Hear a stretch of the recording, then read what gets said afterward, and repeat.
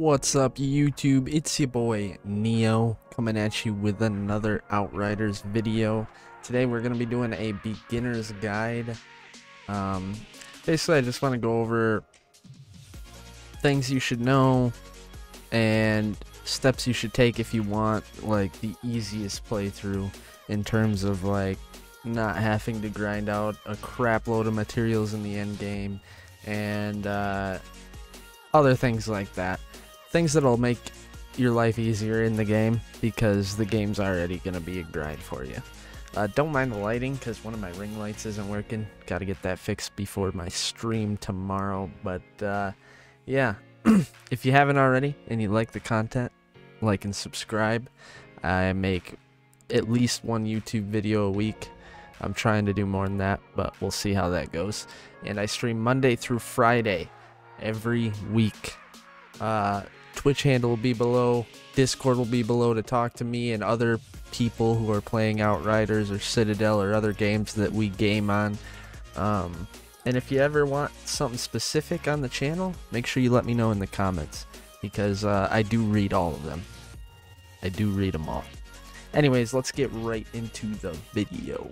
Alright, when you start the game, obviously you gotta pick a character. For me, I started with a Pyromancer, so we're gonna be using my Pyromancer that I'm already in endgame to go over the things you should know in this video. So we're not gonna be walking you through, showing you how I did everything, but I will be talking about it and giving you tips and stuff. So basically, you pick your character. Doesn't matter which character, and then I would recommend figuring out a build for your character beforehand. And what I mean by that is if you open up your class tree here, you can see there's a couple different paths you can go. Now you can do whatever you want. You could do your own build, a YouTube guide build. If you're a pyro, I got one for pyro. I'll have more later on for every class, but anyways, shameless plug. You got 3 different trees you can go down into, and you can mix and match them however you want. Generally, you kind of want to focus on one tree, depending on what you're doing. So I would definitely figure out what you want to do before you get into the game, because that's going to help you in terms of where you allocate your mats and what gear you pick up and what substats you focus on, and it's gonna save you a lot of time and grinding in the future if you already are picking what you need. So once you figure out what class you want to run and what skills you want to run, then you're gonna end up starting the game. Well, of course, let's go over here and look at the map. Maybe.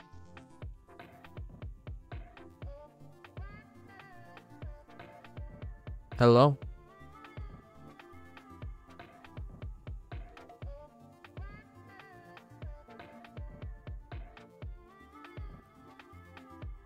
We'll take a quick break. I'll be right back. Now that we have the map open, this is where you're going to start the game, okay? And as you progress through the game, you'll travel to different areas across the world map, right?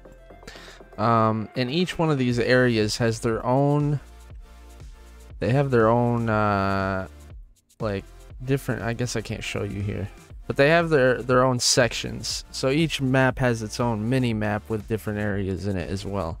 The reason why I'm talking about all this is because you can see here in the bottom left, actually, there's hunter quests, there's wanted quests, there's historian quests, and there's side quests that have nothing to do with the main story, which will be marked with this big star, right? If you're looking to get to end game and use the least amount of materials and have a better chance at better rolls on gear, I would highly recommend when you start the game, just focus on the main quests. Only do the main quests. Just get through the story and save the rest of these for when you hit world tier 15 and level 30. because that way when you get gear from the rewards for these, they're going to be for level 42, which is what your gear level cap will be at that point before you do it. Expeditions, which is over here. So the first step will be to play through the story. Once you get through the story, then you want to max out your world tier and your player level. To max out the world tier, let's go over that. Okay, we're gonna return to lobby. Once you finish the story mode, you're probably gonna be somewhere between world tier 9 and world tier 14. I would guess somewhere around there. Mix and match, whatever. In order to max your world tier, you will want to travel back to the lobby, select whatever world tier you're on. So if you're on 12, do 12, and then you'll want to go to an easy mission that you've done already in the story. So for me, that was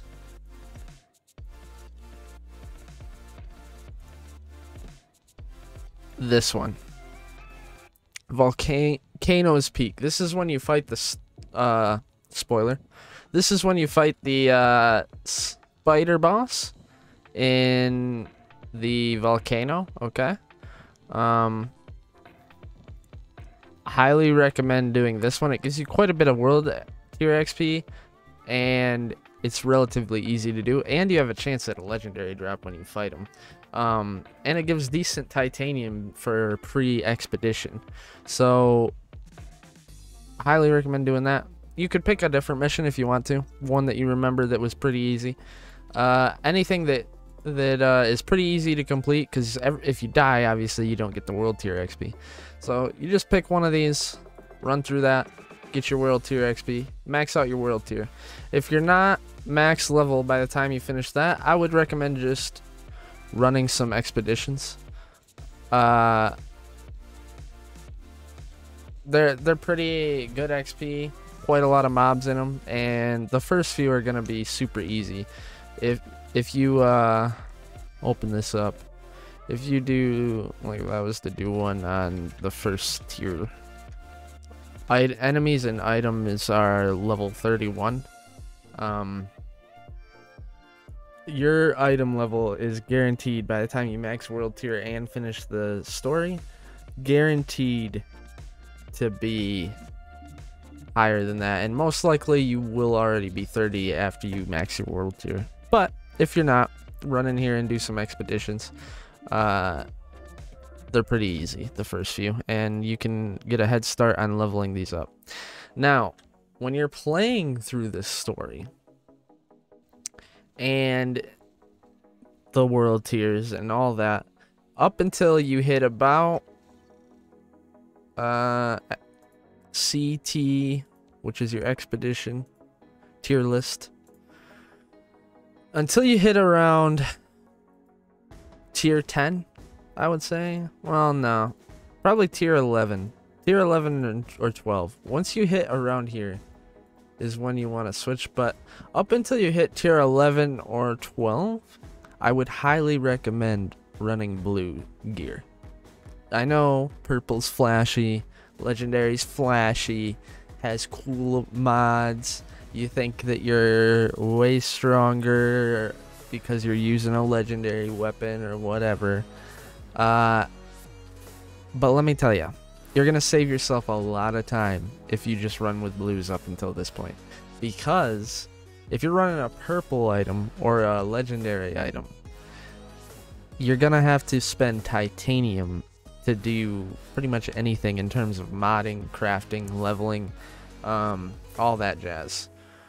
And blue items only require leather and iron. Leather for the armor, iron for the weapon. If you open this up, like if I was to level this up, I mean, I can't level it up.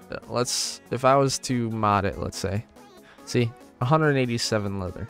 That's chump change at this point once you're doing expeditions.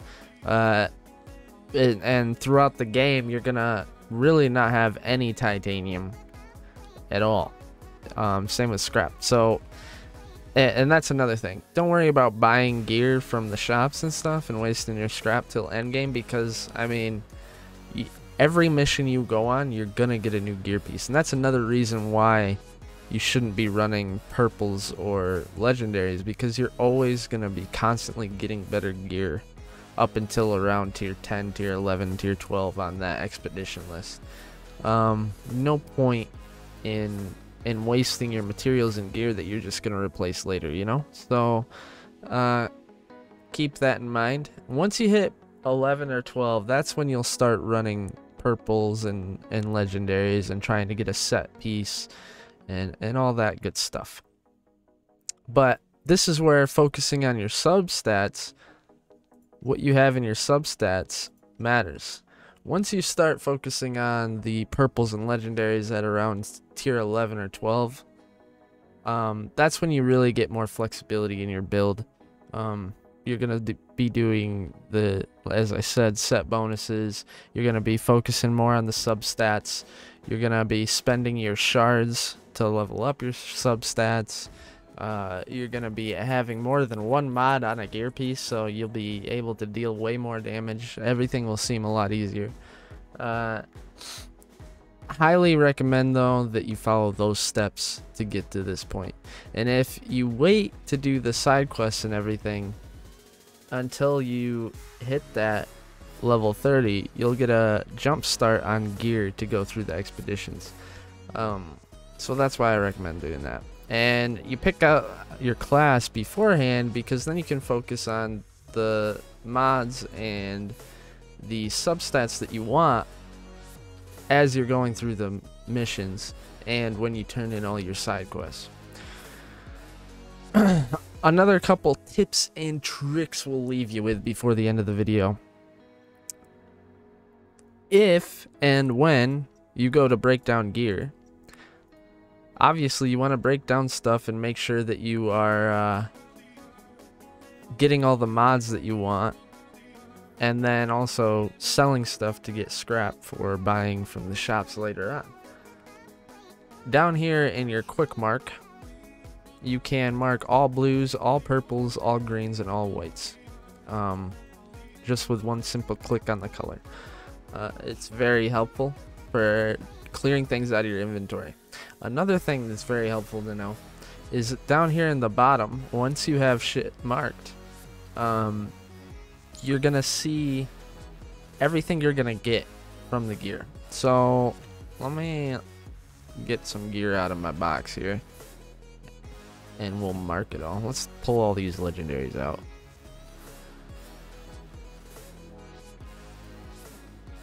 Pull all those out.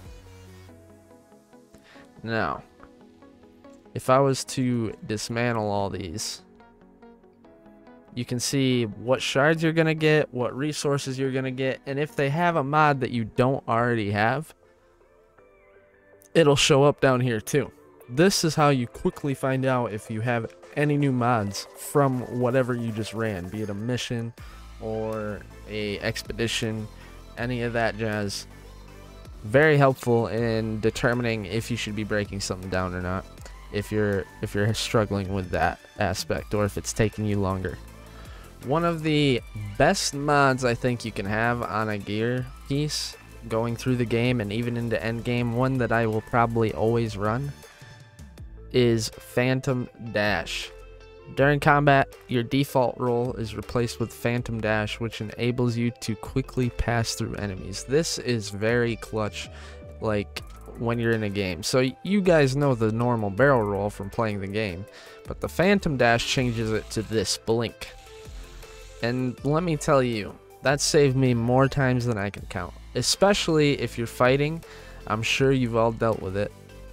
If you're fighting and then say you get trapped against this wall with mobs hitting you and there's nothing you can do, if you have Phantom Dash, you can just blink through the enemies and get out of it, and you're fine. Very, very clutch mod to have. Highly recommend on any class, pretty much. And that's about all I got for you guys. If there's anything that you need answered, leave something in the comments. I'll always respond to it. You can talk to me on Discord. I've got a whole Outriders chat that I'm very active in. There's a couple others that are active that know a lot about the game as well. And we're constantly trying to expand that Discord. So, like I said, join Discord. Talk to me. Be my friend. Hope to see you on the YouTube channel again. Subscribe, Noto Bell, Twitch. Shameless plugs. Later, YouTube.